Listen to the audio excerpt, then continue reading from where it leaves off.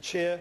I just want to touch on a point that was brought up by Michael Woodhouse about the differential between Australia and New Zealand. The fact that our taxes have gone down are going to somehow attract back, in floods, people from Australia back here. Well, the reality is, Mr Woodhouse, that in Australia they have GST at 10%, not at 15%. And if you think that people are going to come running back for the $3 or $4 or $5 that they've got as a result of this budget, think again. Inflation at 6%. You haven't factored in ACC going up, the tobacco tax, the power price rises, and if you happen to be unfortunate enough to live in Auckland, the funding of the debacle, which is the super city, nobody is going to be killed in the rush of people coming through Auckland Airport back from Australia. They will be coming back for better wages when we lift our productivity, and this budget does not do anything to lift our productivity. The way you lift productivity is to encourage companies to invest and to be innovative. So look at Australia. What have they done in innovation in the past year? They increased their R&D spend by 25%. They upped their tax credits for innovative companies and gave a tax credit of 40%.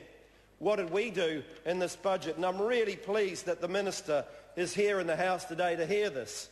What we did, we announced this part of the budget early because of its importance, according to the Prime Minister. What we did was we increased a year our budget in R&D by $56 million.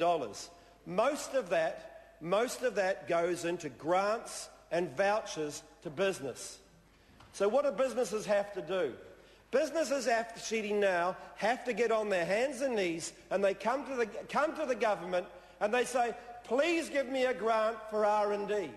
Please give me a grant for R&D. And a bureaucrat sits there and says yes to this person and no to this person. Who benefits? Not the small innovative companies that are out there. And I happen to believe, Mr Matt, that those people that put their butts on the line, who mortgage their houses, who borrow from their friends and their family in order to get a good idea out there to market, they deserve a break.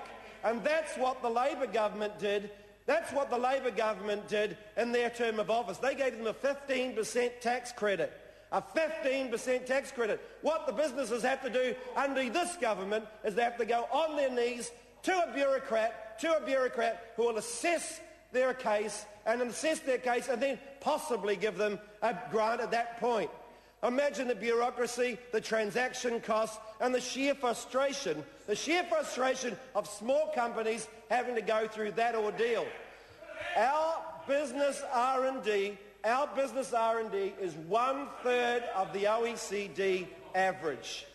What does this government do to lift that? Zero. It increases the state contribution to R&D by 3%. 3%.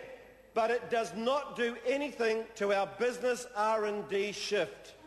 If you put the tax credit back, Mr Matt, if you acknowledge that that was the best way to do things, if you put that back, we would have doubled the R&D.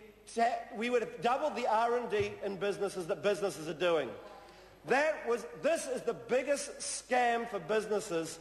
The biggest scam for businesses, and it really upsets me, I have to say. I mean, John Wally turned around and said that this budget's contribution to R&D is a pale shadow of what the former government put in place. It's not only that, Mr Speaker. It's half of what the Labor government had in place. It's also half of what that government promised in 2008. So all the good news around announcing this early, ultimately was only half of what they were going to contribute when in 2008. Another broken promise, Mr Matt. And we must sit there and feel dreadfully uncomfortable about the fact that you have only given half of what you promised. Not only that, when you start going through the figures, I call